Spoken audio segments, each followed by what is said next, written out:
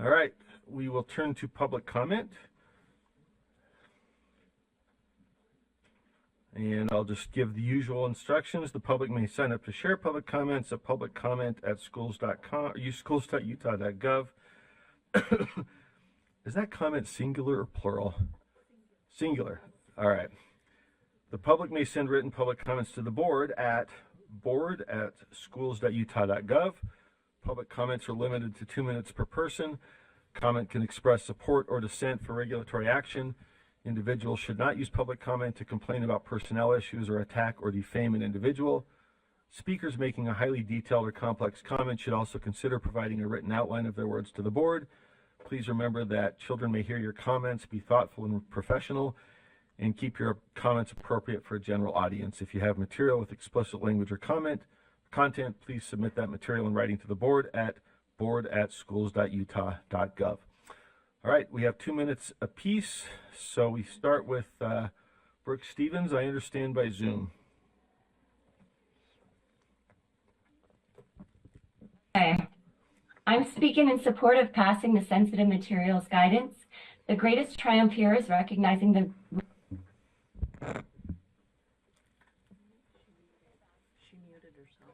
We lost you, Brooke. You're muted. Oh, it might be your signal.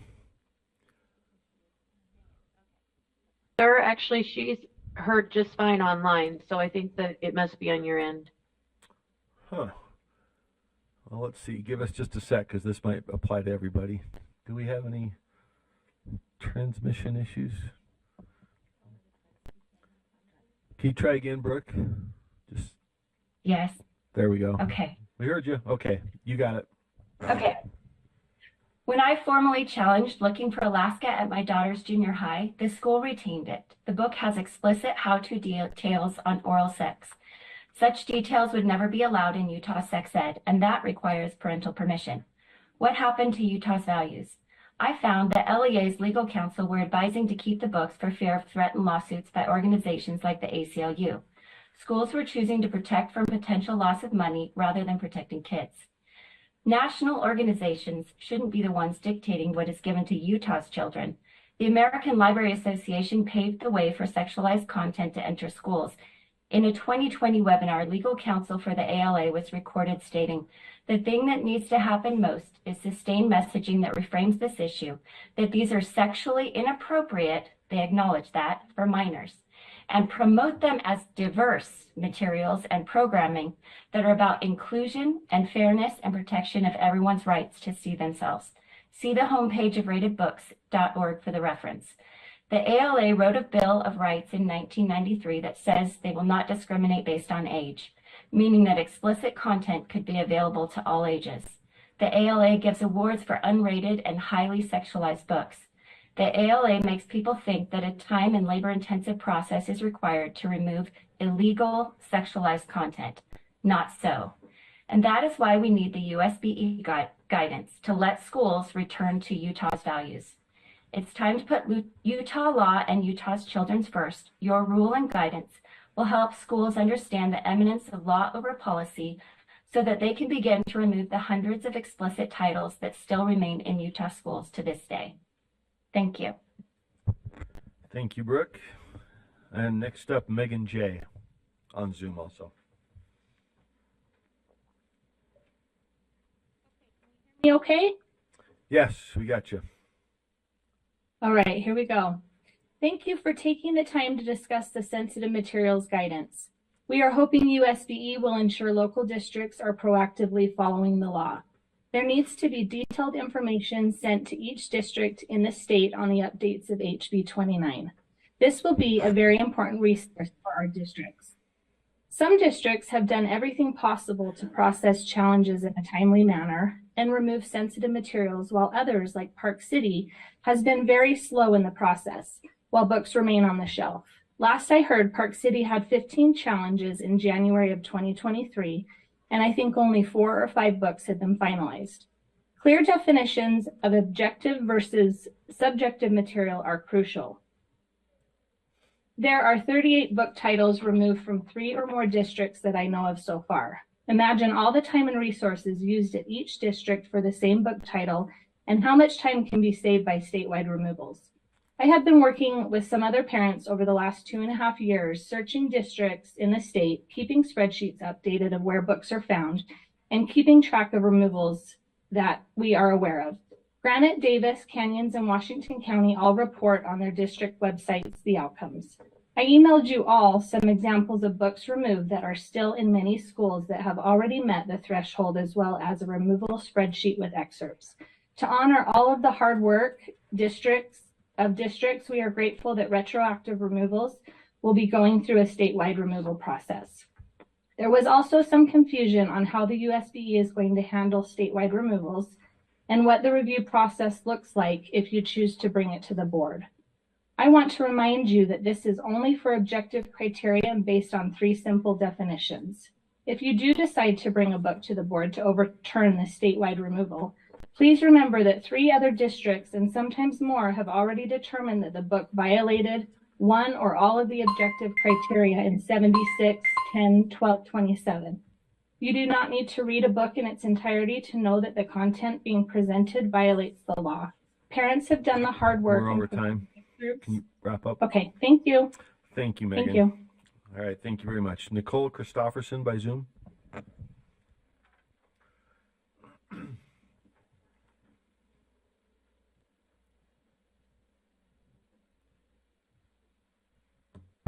Let's see, Nicole, are we with you? Have we don't have you. We'll come back.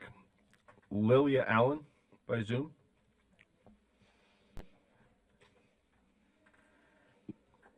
I am here. Okay, floor is yours. Just a minute. Okay, thank you so much. So I would like to show positive support for the USBE putting out guidance to all the LEAs throughout the state to make sure each district is in compliance of HB 29.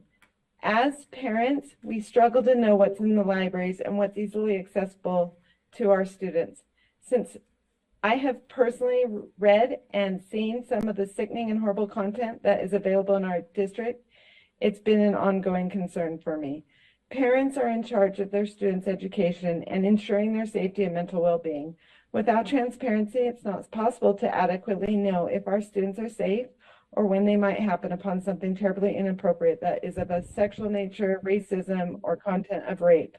I've viewed this content myself, and it's very upsetting to know that that's at the hands of our students. In my district, the books are not even digitalized, and there's not a list other than I was printed a 100-page double-sided stack of papers. I would like to know that the districts have a better way to check the physical libraries than a parent needing to take a stack of papers into the library and physically walking through and cross-referencing. We as parents deserve to have transparency in our districts and with the USBE. I would also like to recommend a state database to show what's been removed across the state and that each district is compliant. It is severely inefficient to deem content inappropriate in one district while leaving it in another district and would be cost and time saving for all districts. It is also extremely important to us as parents to know that our children are safe and that our concerns are being managed. Thank you.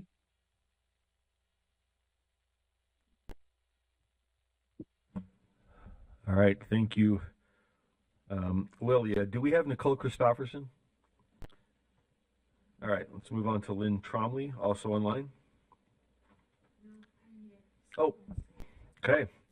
Lynn is with us. Thank you.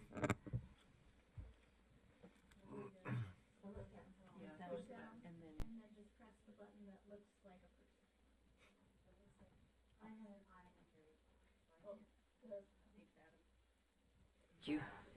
Okay, thank you so much. I appreciate being here with all of you, and I don't have a script. I don't have anything I'm reading from. I'm just going to be talking just off of my head and in my heart. I have just retired from education.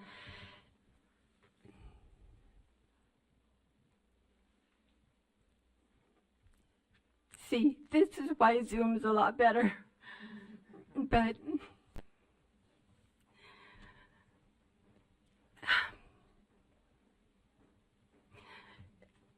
education has been my life.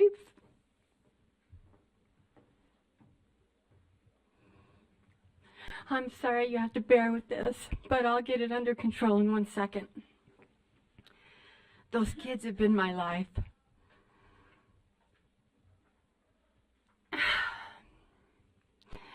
And when a parent puts a backpack on their child and sends them off to school, they expect them to be cared for. Once again, I've been in this field my whole life, and I'm so sorry. It's not fun for you. But the first and foremost thought in an educator's mind and heart, and in yours, is the well-being, safety, and support, dude, thank you, of their children at school. I had some of the school board members come over to my home. I had a big parent meeting there, and it was about pornography in the schools. But they weren't listening. I had a mother that would, oh, am I done? I cried too much. 10 seconds left to make up for Okay, the crying thank part. you so much. We expect those of you who are guardians of the schools to please know what is in those libraries, to protect those children so that they are not open to things that are destructive. Because I know the people that came to my home were not listening to us. So please hear us. Thank you. Thank you. Thank you, Lynn. Sharon Sorry, okay. Sharon Gilbert by Zoom. Hi, can you hear me? Yeah. Hi. Can you guys hear me? Okay, I'm can. Sharon Gilbert. I am from the South San Pete School District, and I was shocked to recently find that would actually be inappropriate to share in this meeting, right? They wouldn't be read in this meeting. And so I have personally worked hard to try to keep my children safe from pornographic materials in my home and everywhere they go. I'm always very cautious about what materials they're exposed to. And so of all places, schools should be a safe place for our children. And so I'm totally in support of this sensitive materials guidance being passed and even pushed forward as quickly as possible. I like the idea of it being retroactive so that materials that have already been removed even before July 1st can be on a list that's sent out for statewide removal, so that some of these smaller districts that don't have as many resources can not have to go through the process with all these books, again, and just can get them out of their schools. And I'm particularly concerned about children that are like my son, who has been sexually abused in the foster system, and because of that is sexualized, and because of his behavioral problems, including the sexual deviancy, was put in a residential treatment facility to help him overcome this sexual deviancy and other behavioral problems. And this is funded by the state, and they're trying to help him overcome and become safe. But so it makes no sense to me that the state can be spending so much money to try to help him overcome these problems related to sexual deviancy, and at the same time, if he goes back to public school, like he's in a school now, but if he goes back to our public schools, then he can be just offered sexual content right at the school. And it makes me think of like a boy coming home from drug rehab being offered drugs at school. Makes 0 sense. And so these materials are harmful. And so I'm grateful for all the efforts of the board to pass this guidance for removal of these sensitive materials from our schools. Thank you. Thank you, Sharon. Jamie Wadman.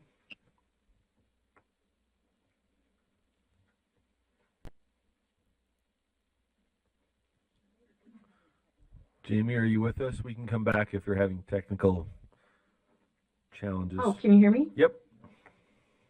Okay. My name is Jamie Wadman. I represent an organization called Path Forward Utah, where part of our mission is to reach out to diverse communities and bring awareness to issues that affect our state. I'm here today to touch on the topic of sensitive materials. We would like people to stop trying to convince us that we are extreme, that we are out of touch, that we are prudish, that we are unenlightened, modern book burners. We are the majority as people think it's wrong, harmful, and gross to sexualize children. We don't compromise on our children. The majority of us, the U.S. voters, think it's important that public schools fully inform parents about what's being taught in their school children's classrooms. Why is it when we go to have the pictures in the question books printed that we're told by the printing stores that it's against their policy to print sexual and explicit content, so they are unable to help us? Do we not trust the science anymore? Has it not been determined that introducing certain sexual content and wording in pictures in books doesn't damage adolescent brains before they have fully developed? The only thing I love about this issue is that it's brought me and my Democrat and independent and moderate friends closer together, because it's something we can agree on and start from there. There have been some concerns that will remove books like Frederick Douglass, but that doesn't break the law, and parents are concerned. They have a common sense approach. We won't be appealing and challenging books that don't break the law. We want what's best for our schools, communities, and kids. We want them to function well. Again, we are not book banning or burning. We know things like this can be on the internet for children to find, and it's something that we cannot control. When we can control sensitive materials in school libraries, why wouldn't we? I support the USB board in passing sensitive material guidance that outlines how they should implement the changes mandated by HB 29. Thank you for your time. Thank you very much, Jamie. Cindy Phillips, are you with us on Zoom? I am. Okay, you're on. Thank you so much, USB leadership and members, for allowing me to comment today. I bring support for the recommendation that USB leadership will make today for the distribution of charter-based funding. I do that somewhat conditionally, and I also bring the support, by her permission, of Kim Frank at the Utah Charter Network. Specifically, the conditions are that there was a legislative intent language in the appropriations bill from 2024 that directs the USBE to make recommendations on achieving parity between small and smallish charter schools.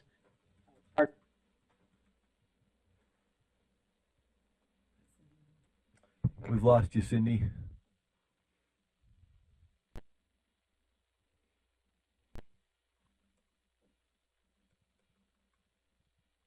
Cindy, are you with us? We lost you. Okay, we see you speaking, but you're muted. So, sir, I can hear her if you can hear me. I can hear her you. just fine online. Thank I you. can also hear her fine. Can you hear Okay, me? thank you. Yeah, we got something here. Cindy? Yes. Okay, we got you now. Can we, I guess we froze your time, so you're good. Tell me what you heard up until. Do you have that memory, Jim? Small Chair and, Moss? small and smallish is Okay. what I'm hearing from board Basically, members. Yeah, okay, basically Parity. the intent language, there's intent language that the USBE actually make a recommendation by a, We lost you again. We may have to come back unless there's something we can.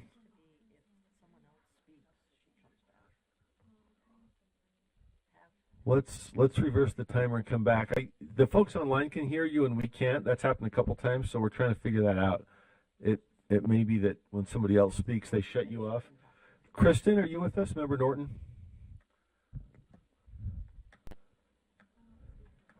She's not. What were you? Christina is speaking. We're experimenting. Sorry, folks. Can we have everybody else? Oh. Now I think Vice Chair Hart's just messing with me. She wants to see if somebody else can spin 3 times. Does that? No. We're wondering if there's some overlap between people speaking. Member Boggess, can we hear you? Yes, sir. And then back to I'm Cindy. hearing. Okay. Cindy, are I'm you here, Moss. there? You want to give it? I'm here. There. Okay. Can we reset a little bit? And we'll just try this again. Sorry, Cindy. No worries. This is a new wrinkle. Go ahead. Okay, simply that intent language directed the USBE to recommendation on how to achieve parity, and there's a date attached to that. And I would say that We have lost you again. We're going to come back to you. Let's see if we can work on the tech side. Yeah, but I don't want to make her lose her spot. Let's come back, Cindy. We'll see if there's something on our end we can fix, if you can hear us. The next one up is in person, I believe now, Nicolene Peck. She was Zoom, but there we go.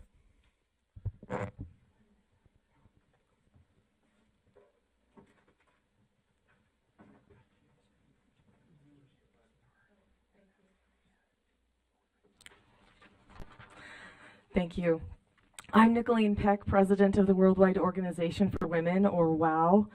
WOW commends USBE for choosing to check federally proposed adjustments to Title IX, affecting Utah schools for conflict and compliance with Utah law, and for referring the issue to the legislature to compare to SB 57 that protects Utah's choice over federal mandates. There are a lot of conflicts with multiple areas of Utah code, and we're glad that you are seeing that, so thank you. Title IX began in 1972 as a positive movement to allow women to have their spaces and their sports in order to allow them to have fair playing field, safety, and equal opportunity. The effects of the original Title IX are impressive. Not only did it increase the involvement of women in sports from 15% to 43% from 1972 to 2010 and protect female spaces, but it also improved the grades and amount of college degrees earned by women and girls. Why would we fix something that isn't broken? Because political agenda. Obama first tried to change Title IX with legislation. It failed, so he created the Office of Civil Rights and wrote a Dear Colleague letter enacting changes to Title IX that made it about gender theory instead of the protection of women and girls. Trump administration immediately repealed the Dear Colleague letter, but wasn't able to remove the Office of Civil Rights. This brought Title IX back to the original version from 1972. The Biden administration has now adjusted Title IX through the Office of Civil Rights and is mandating implementation on August 1st of this year. When Title IX was enacted, it was overwhelmingly approved by both sides of the political aisle. Now it is being used as a political hostage when each new president comes into office.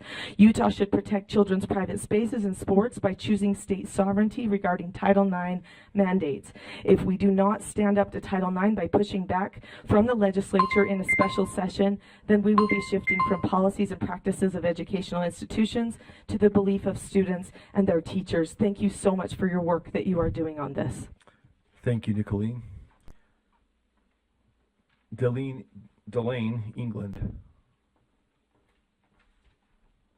Online, I believe.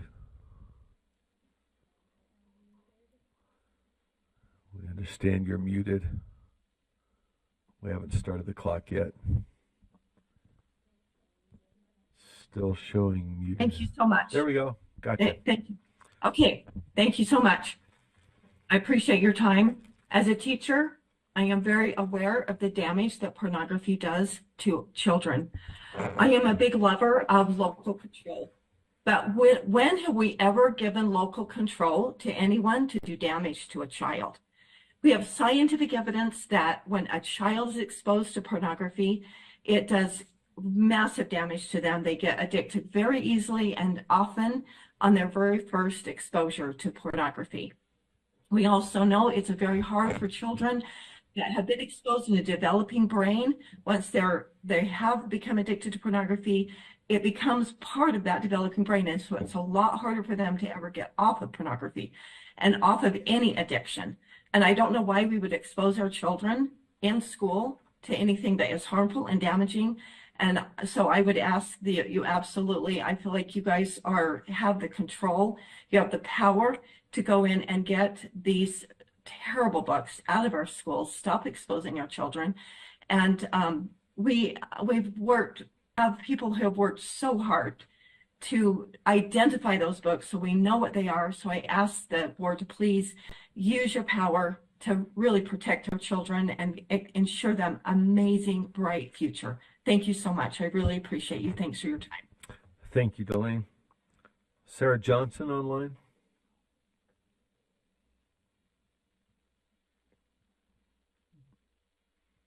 Sarah? I'm here. Can you hear? Yep, you were live. Can't see myself or hear myself on here. Is that normal? What, hearing yourself? Yes, I think they're saying yes. We can hear you just fine though. Okay, I will start. My name is Sarah Johnson, and I have children in the Davis School District. I'm grateful to see that the USBE is leading out with guidance on how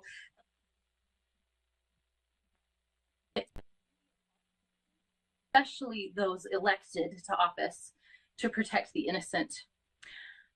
I appreciate that you are trying to do the right thing. I've heard it said that local control is necessary, but local control only applies to certain aspects of the education system that have been delegated to local school boards. The ultimate authority for education decisions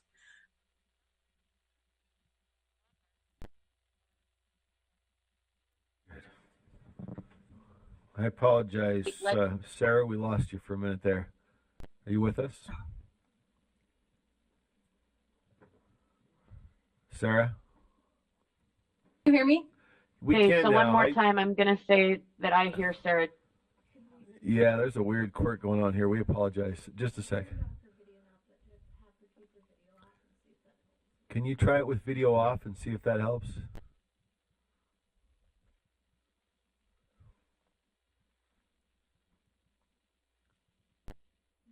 Sarah, can you hear us? Nope, that doesn't do it. So go ahead and turn the video on. I apologize, folks. This is kind of a weird new quirk. Apparently everybody online can hear everybody else online, but we're having difficulty. It starts to just fade and then disappear. One more time, Sarah.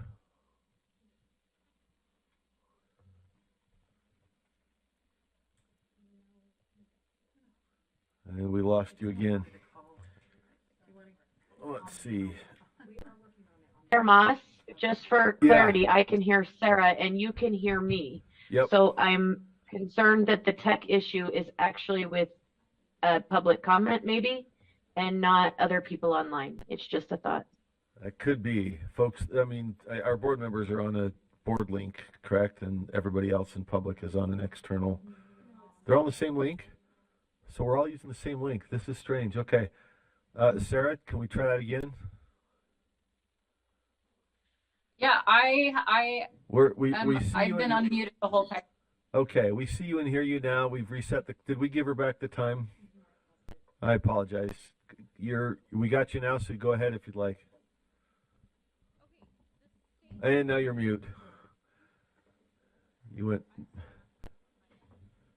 There we go. How about that? What is going on?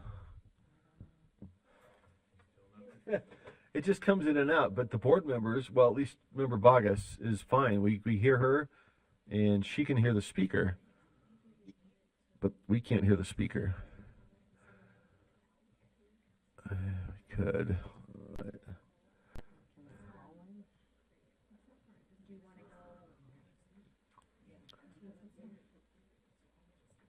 Well, we can do a couple of in person and come back. We got to get back to Cindy Phillips. We got Sarah. We got one more Zoom we got to get to, but if we're working on it here, let's go to our in person if we can. If we have, do we have Renee Pinckney here in person? All right, let's go to Renee. Sarah, we apologize. We're going to come back to you. Make sure you get your full time. We're just trying to. This is a weird new ghost in the system here. So thank you, Renee. Yes, I did. Good morning, Chair Moss, Vice Chair Earl, Vice Chair Hart, State Board members, Renee Pinckney, a 29-year veteran social studies teacher serving as the UEA president. In the 2023 legislative session, the State Board voted to oppose HB 215, the Utah Fits All Voucher Program. You're well aware of the problems with voucher schemes and their negative impacts on public schools. Beyond the problems with the structure of the voucher program itself is the source of revenue to fund the program. The legislature could have used general fund monies to pay for private school vouchers. Instead, they used income tax monies, the revenue source dedicated to funding public education. During the 2020 election, Utah voters approved Amendment G, which provides that income tax revenues may also be used to support children and to support individuals with disability. Just a few years later, we see $82.5 million from income tax used for vouchers, money that should have been used to increase investment in our public schools, not to force public schools to compete with private schools for funding. The proposed constitutional change on the ballot this November further erodes the protection of income tax revenue dedicated to public education by allowing income tax to be used for other state needs. This is the issue formerly known as SJR 10. If you oppose vouchers and public money going to private education providers without oversight by the board, then you most certainly oppose this further constitutional change. If you want to see Utah's public schools fully funded with the professional educators, staff, resources, and programs our public education students deserve, then you oppose the constitutional change. Please consider rescinding your support position for SJR 10. Thank you. And since I have 10 seconds, this is the 80th anniversary of D-Day. I would like to recognize all of the veterans who we have lost and the veterans who are still serving today. Thank you. Thank you, Renee. Okay, I think we have Carrie Farrell with us here. All right. Corey, excuse me, Corey.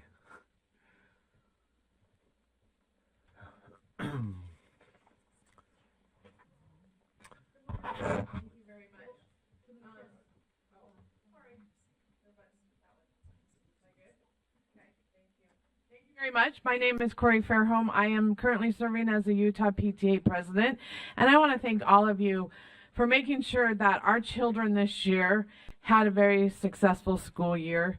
And so thank you for all that you have done. I want to share with you the mission of Utah PTA. It is to make every child's potential a reality by engaging and empowering families and communities to advocate for all children. I would like to take a moment to address our stance on the constitutional amendment previously known as SJR 10, as Renee just spoke about. As you know, the Utah PTA has a long-standing commitment to advocating for the best interests of all of our children and public education. We have taken a vote to oppose the Constitution Amendment because it reduces the amount of funds that will go to students in public education.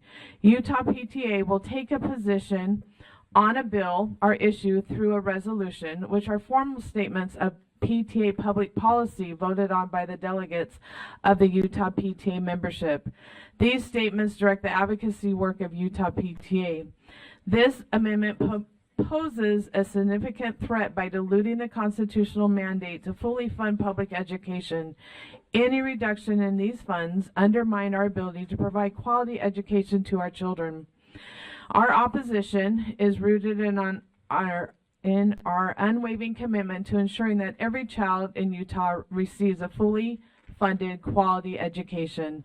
Thank you for your attention to this crucial issue and for your continued support in advocating for the best possible educational outcome for all of our children in our state. Thank you very much. Thank you, Corey. Okay, let's see if do we have any prospect for a better shot we'll give it a shot. Okay, let's see. We had Cindy was the first one we lost. We also need to come back to Nicole Christopherson if she's here. But Cindy, are you with us? Cindy Phillips? Yes, Chair Moss, I have sent a written version of my comments to Member Davis, if it's better for her to read those in case we're having technical troubles. It could be. We can see and hear you now, but we also have a pretty significant echo. So your choice. Should we, if you want to read that, Cindy, then? Cindy Davis? Yes, Member Carey. Information. It's my recollection that the last time Vice Chair Phillips from the SCSB tried to share public comment, she also was forced to submit her comments in writing. Is that correct? I don't recall. Cindy, Vice Chair That Phillips? is correct. That is correct. What happened that is last correct, time? but I'm there was just a glitch in my getting onto the list.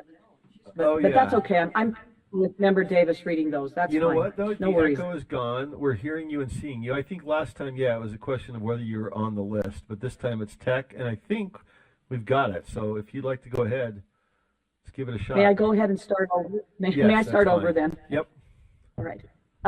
Thank you, USB leadership and members, for allowing me to comment today. I'm speaking in support of the recommendation that the USB leadership will make concerning the distribution of charter-based funding, and I have permission from Kim Frank of the Utah Charter Network to state her support as well.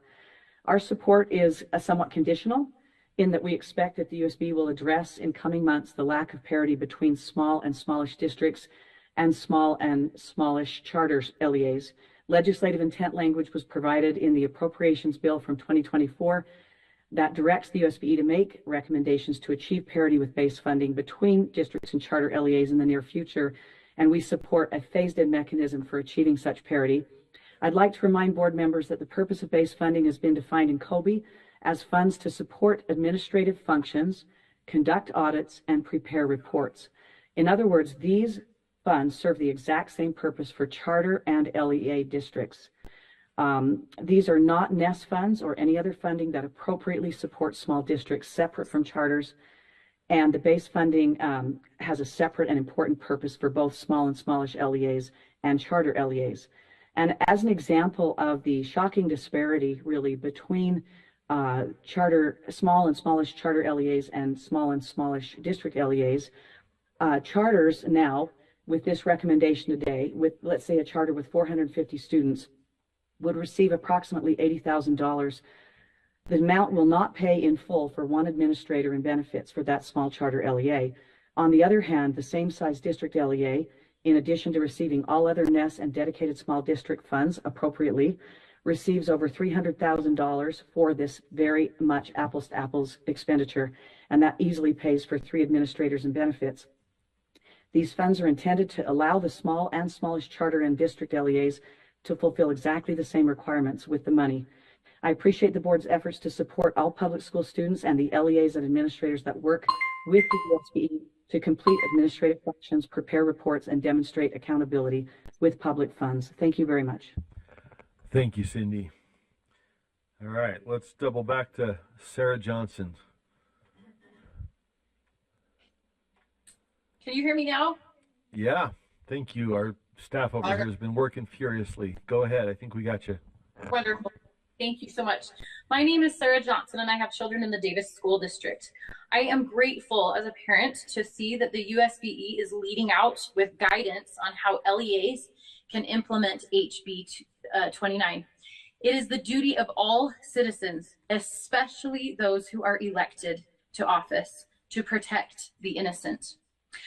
It's been said that local control is necessary, and local control only applies to certain aspects of the education system that have been delegated to the local school boards from the legislature.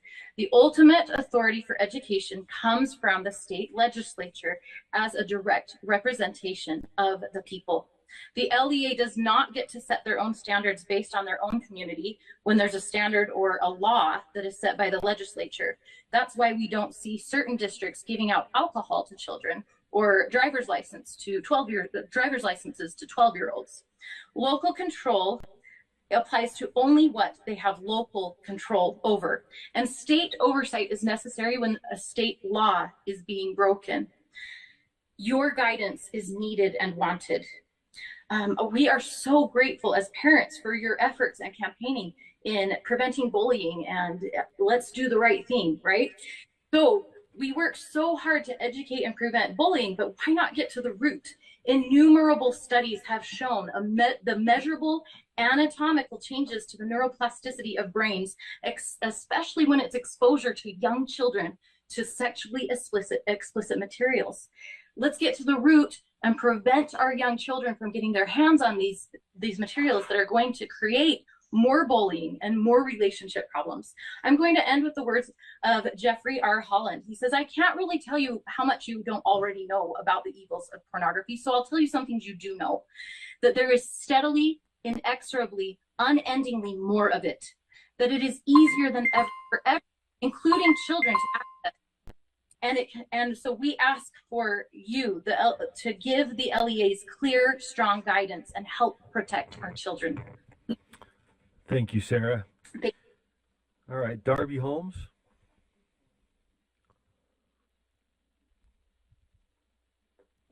Yes, can you hear me? Yep, you're live. Thank you. My name is Darby Holmes. I live up in Cache County, Utah. And earlier last May, I was introduced to ratedbooks.org through the Utah Coalition Against Pornography conference. And like has been said, I was really horrified at the content that I was reading that is in schools. To give you a little glimpse into my background, which sadly is not a unique story at all, I was molested as a child when I was 8 years old.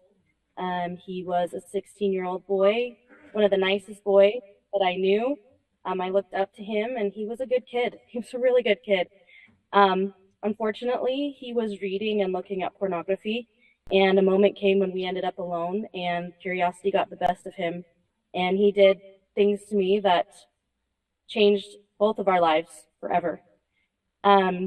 Reading A Stolen Life and The Handmaid's Tale particularly evoked traumatic memories for me, and I can tell you that such graphic descriptions of abuse do not aid survivors.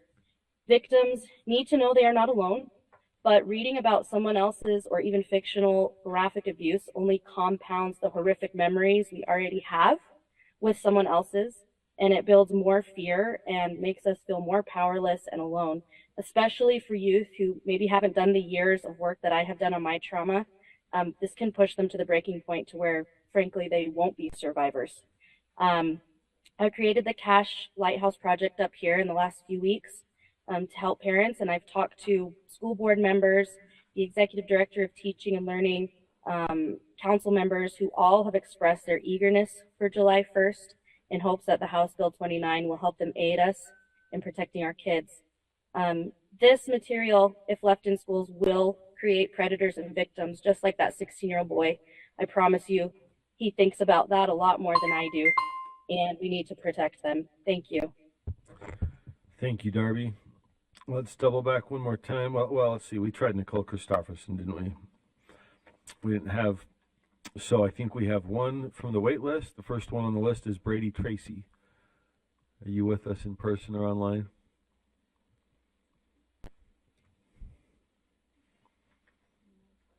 Haven't seen Brady. Okay. Travis Rawlings. Submitted via email. Not with us, I don't believe. Okay. Wendy Ruff. Are you with us either? There we go. All right. This will be our last public comment then.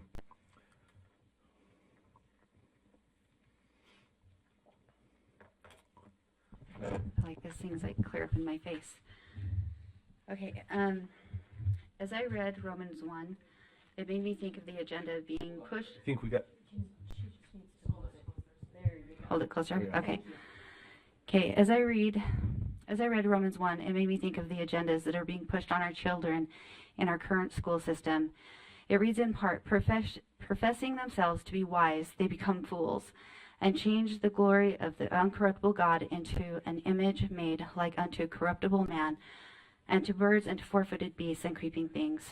Wherefore God also gave them up to uncleanliness through the lust of their own hearts, to dishonor their own bodies between themselves.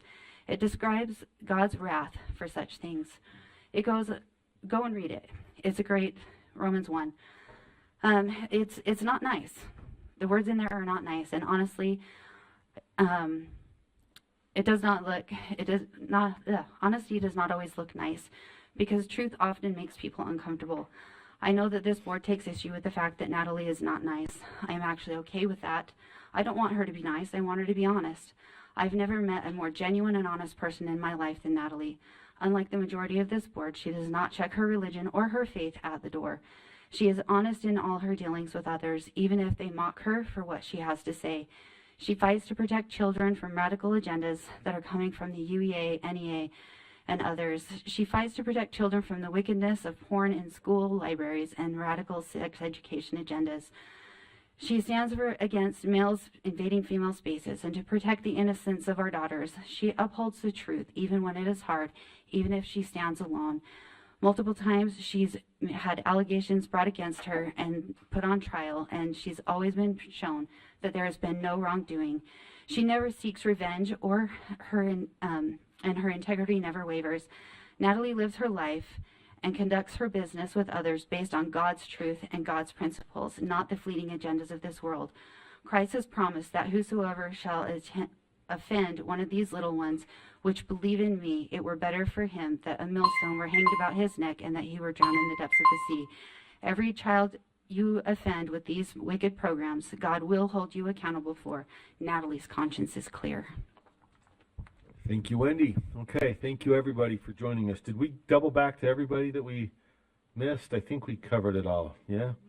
All right, thank you. Sorry for the tech confusion. Appreciate you joining us today.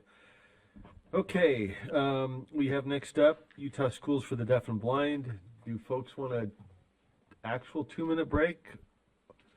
All right, actual 2-minute break, because we got folks here from USDB. We don't want to wait, so this will be literally just a 2-minute break. And if you want to come on up, USDB folks, that'll keep us